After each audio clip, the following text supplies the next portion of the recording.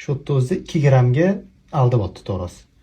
Men Abduqodirman. 91-yil 10-avgustda tug'ilganman. Tug'ilgan kunimda qo'shnimiz Abduqodir akani zargar, Abduqodir akani to'y kunlari edi. Ularga havas qilib, onamlar meni ham ismimni Abduqodir qo'yganlar.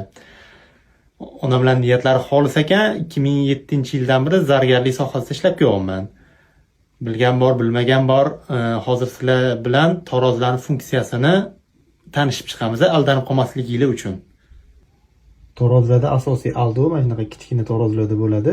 Mana misol uchun bu uzugimiz hozir 624 gram bo'lsa, mana bu yoqdan bu yerda mana gram G turibdi.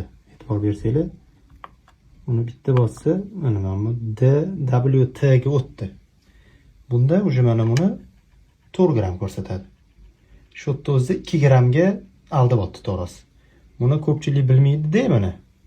Ko'zingiz oldida ko'radi, 4 gram chiqaradi, lekin bu gramni ko'rsatmayapti. Shunga e'tiborli bo'lasizlar. Bu mana funksiyalari har xil bo'ladi. Bular endi bizda ishlatilmaydi. Gramda turishi shart bo'ladi. Mana shu gramga e'tiborli bo'lsanglar, haqiqiy vesi ko'rinadi. Bugungi mavzuyimiz taroz haqida bo'ldi.